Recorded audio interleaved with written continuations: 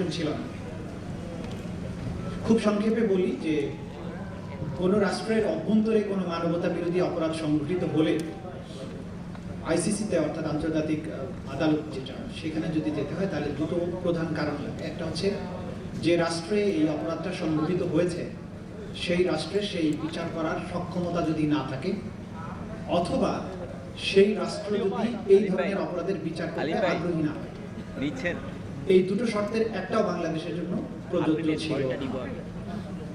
বাংলাদেশ এটা বিচার করতে সক্ষম, কারণ বাংলাদেশে এই ধরনের মানবতা বিরোধী অপরাধের বিচার করার জন্য প্রয়োজনীয় আইনি কাঠামো আছে, আদালত আছে, প্রসিকিউশন আছে, সব ব্যবস্থা আছে। This is number one. Number two হচ্ছে বাংলাদেশ ইচ্ছুক ছিল। প্রফেসর ইউনূসের নেতৃত্বে জুলাই বিপ্লব পরবর্তীতে ইন্টারিম গভর্নমেন্ট এসেছিলেন, তারা শুধু ইচ্ছুকই ছিলেন না, গোটা জাতি কর্তৃক ম্যান্ডেটেড ছিলেন যে তারা প্রধান তিনটি কাজ করবেন, তার মধ্যে একটা ছিল এই মানবতা বিরোধী অপরাধগুলোর বিচার। সুতরাং এই দুই কারণে আইসিসিতে যাওয়ার কোনো প্রয়োজন বাংলাদেশের নেই, বাংলাদেশের ছিল না। এটা যদি ইসরায়েল হতো, নেতানিয়াহুর বিচার করা যায় না, নেতানিয়াহু বিচার করতে দিবেও না, আর নেতানিয়াহু বিচার করতে সক্ষম না, ইচ্ছুক না। এই কারণে ইসরায়েলের বিচারের জন্য আমরা যাবো ওখানে। কিন্তু বাংলাদেশের অভ্যন্তরে সংগঠিত মানবতা বিরোধী অপরাধের জন্য বাংলাদেশের আভ্যন্তরীণ যে আদালত সেটাই যথেষ্ট। যাক, বিষয়টা অন্যদিকে চলে গেল। আজকের যে সাবজেক্ট ম্যাটার, সবাই চমৎকার বলেছেন কয়েকটা জিনিস। একটা হচ্ছে সোশ্যাল মিডিয়ায় অপতথ্য, সেটাকে কাউন্টার করা, অপতথ্যর যে ব্যাপারে ফ্যাক্ট চেকিং এর ব্যাপারে প্রথম বক্তা চমৎকার বলেছেন। কারণ একটা অপতথ্যের ভিত্তিতে বাংলাদেশে একটা মোটামুটি ক্রুসেড লেগে গিয়েছিল, আল্লাহর রহমতে থেমে গেছে। ভবিষ্যতে যে আবার এরকম ক্রুসেড লেগে যাবে না তার কোনো গ্যারান্টি নেই।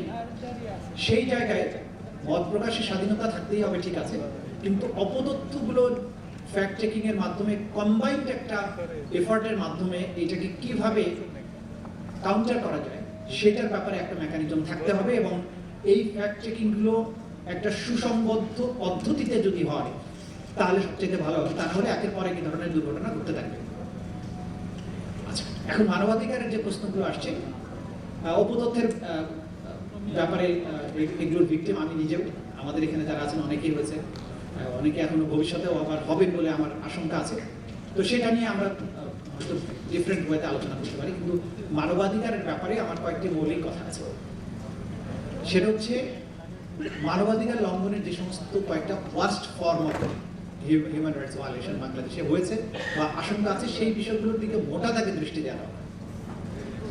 অতীত থেকে যদি আমরা শিক্ষা না নিই, বাংলাদেশে অতীতে যে ধরনের হিউম্যান রাইটস ভায়োলেশন গুলো হয়েছে, একটা তো বাক স্বাধীনতা রোধ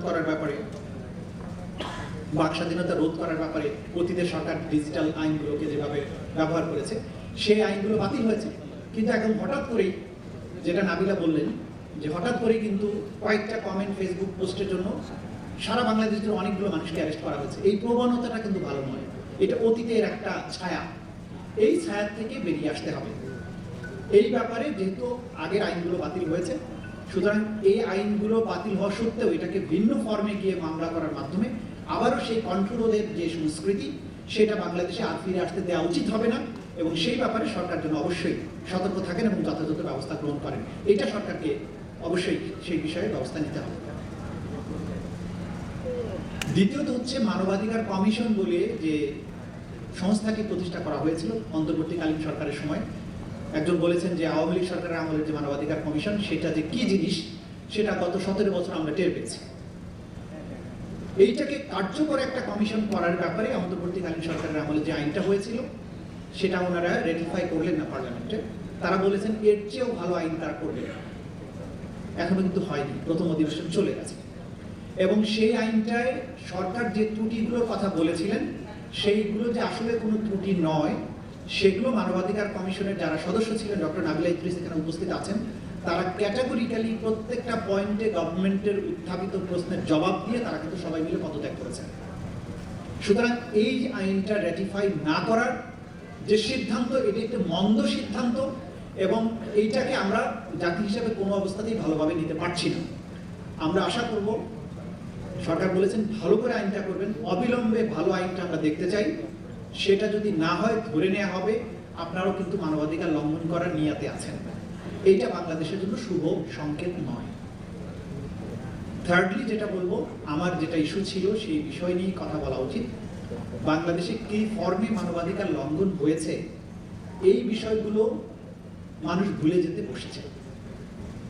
গুম কমিশন যেভাবে তথ্য উদ্ঘাটন করেছেন, তারা বলেছেন, রিপোর্টে দিয়েছেন, কিন্তু এর যে প্রতিদিনের কার্যবিবরণী এবং প্রত্যেকটা মানুষের দুঃখের যে কাহিনী, এগুলো কিন্তু সেইভাবে মিডিয়াতে আসেনি। ইভেন গুমের যে মামলাগুলো আন্তর্জাতিক অপরাধ ট্রাইব্যুনালে বিচারাধীন আছে, বিচারাধীন থাকার কারণে অনেক তথ্য প্রকাশের ব্যাপারে আমাদের সাবধান হতে হবে, যাতে বিচার কার্যে কোনো প্রভাবিত না হয়। ফেসবুকে প্রতিনিয়ত দেখবেন, যখনই আমি কোনো বক্তৃতা দেই যে এরকম একটা ভয়ঙ্কর আয়নার ঘর ছিল, বলে যে এই আমি কিন্তু সেই সাইবার বুলিং এর শিকার হই, যে আমি সবচেয়ে নাকি মিথ্যা বানাই কথা বলি। এখন এই যে গুম কমিশনের রিপোর্ট এবং তাদের প্রতিদিন ভিকটিমদের সাথে যে ইন্টারভিউ, আমাদের আন্তর্জাতিক অপরাধ ট্রাইব্যুনালের তদন্ত সংস্থার তদন্ত যে রিপোর্ট, এইটার ভিত্তিতে কি রিপোর্ট হতে পারে না যে কি ভয়ঙ্কর ছিল সেই আয়নাঘরগুলো, কিভাবে মানুষকে গুম করে রাখা হয়েছে, কিভাবে টর্চার করা হয়েছে, কিভাবে তাদেরকে এক্সিকিউট করা হয়েছে।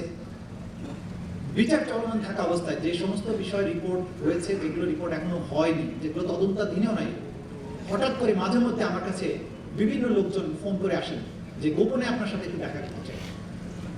তা আমি জানি যে অনেকে এরকম কথা বলতে আসবেন, অনেকে এসছেন দেখা করে।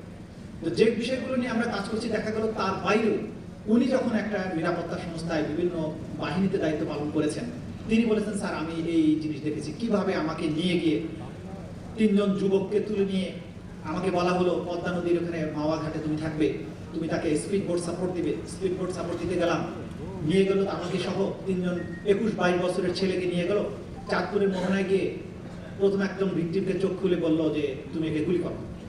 সেই অফিসার বললো আমি গুলি করতে পারবো না। এই ছেলেটা দোষ কি? বলে আমি তোমাকে বলছি এটা কি যথেষ্ট না?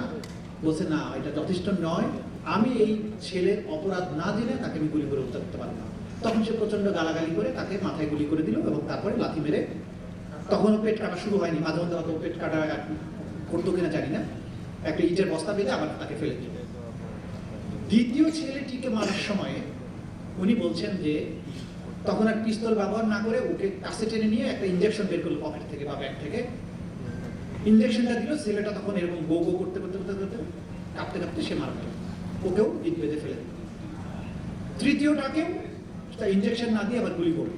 এই যে ইঞ্জেকশন দেয়া মারার যে কয়েকটা পদ্ধতি ছিল, এগুলো গুম কমিশন তাদের রিপোর্টে খুব স্পষ্টভাবে উল্লেখ করেছেন। একজন ব্যক্তি ছিলেন, আমি নাম উল্লেখ করছি না, সুতরাং এগুলো বিচারের মধ্যে কোনো প্রভাব ফেলবে না, রিপোর্টের মধ্যে এগুলো আছে। যে ধরে নিয়ে প্রথম যে সাদা পোশাকে আসতো, এসে প্রথমে পিছন থেকে তাকে তো অনেকগুলো ধাপ ছিল। প্রথম ধাপ ছিল মনিটরিং, টেলিফোনে মনিটর করতো, তার সোশ্যাল মিডিয়া মনিটর করতো, তার অবস্থান নির্ণয় করা হতো। তারপরে পিক আপ করার পরেই প্রথমে যখন পিক আপ করে গাড়িতে তোলা হতো, গাড়িতে কিছু যন্ত্রপাতি থাকতো। একটা ছিল হ্যামার, 10 কেজি ওজনের হাতুড়ি থাকতো। কিছু কিছু ভিকটিমকে যদি মনে হতো যে এটার বেশি আর বিচার টিচার দরকার নেই, ওকে মাথায় বাড়ি দিয়ে ওখানে শেষ করে ফেলতো, পরবর্তী সময় কোথাও লাশ ডিসপোজাল। দ্বিতীয় ব্যবস্থা ছিল গাড়িতে তুলে ইঞ্জেকশন দিয়ে অজ্ঞান করে ফেলতো, অজ্ঞান করার পরে জায়গা মতো নিয়ে গিয়ে আবার জ্ঞান ফিরে পরে জিজ্ঞাসাবাদ, টর্চার এগুলো করতো। কোনো কোনো ক্ষেত্রে গাড়িতে ইঞ্জেকশন দিয়ে মেরেই ফেলতো। তৃতীয় আরেকটা ছিল বলস মেশিন বলতো, যে একটা ইলেকট্রোকিউট করার একটা যন্ত্র, ব্যাটারি চালিত একটা ইলেকট্রোকিউট করার যন্ত্র ছিল, জননাঙ্গে একটা ক্লিপ লাগিয়ে দিয়ে তারপরে বিদ্যুৎ চালু করা হতো, অসহ যন্ত্রণা হতো, তার মুখগুলো আবার বেঁধে দেওয়া হতো। এই যে হরিবল স্টোরিজ, শত শত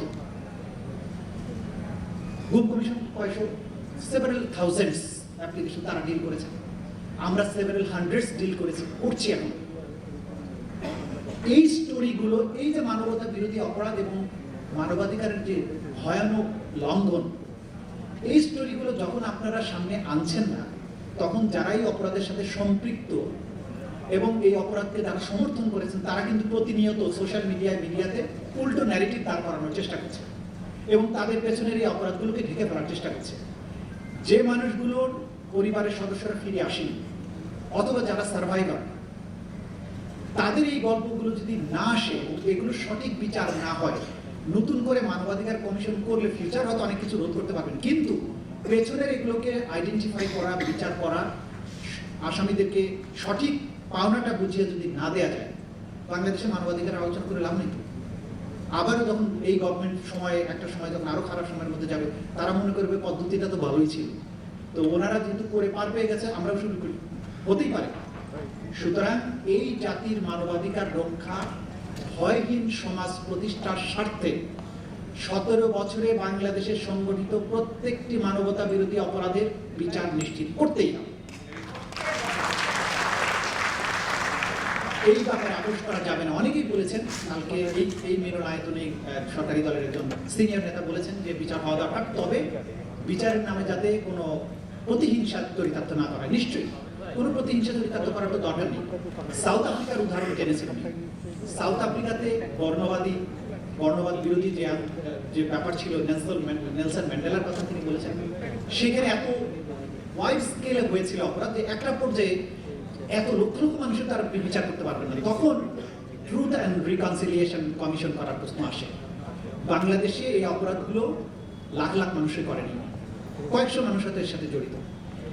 যারা এরকম worst type of human rights violation করেছে তাদেরকে ক্ষমা করা হবে আত্মঘাতী। পরবর্তীতে যারা লেসার অফেন্স করেছে, যাদের অপরাধ ওই মাত্রার নয়, তাদের ব্যাপারে রিকনসিলিয়েশন হতেই পারে, কিন্তু ট্রুথটা আগে এস্টাবলিশ করার পরে রিকনসিলিয়েশনের প্রশ্ন আসবে। আজকের এই মিলনায়তনে দাঁড়িয়ে এনসিপি যেহেতু আয়োজনটা করেছেন, তাদেরকে অনুরোধ করবো এই বিষয়টার ব্যাপারে অবশ্যই গুরুত্ব দেয়, যে গভীর ক্যান্সার ভেতরে রেখে বাইরে হোমিওপ্যাথিক ট্রিটমেন্ট দিয়ে এই জিনিসগুলো বাংলাদেশের মানবাধিকার প্রতিষ্ঠা করা খুব কঠিন। যদি এই ওয়ার্স্ট টাইপ অফ ভায়োলেশনের বিচার না হয় তাহলে মানবাধিকার রক্ষা করাটা কঠিন হবে। খুবই রূঢ় যে ফ্যামিলি, তার স্বজন এখনো ফিরে আসেনি,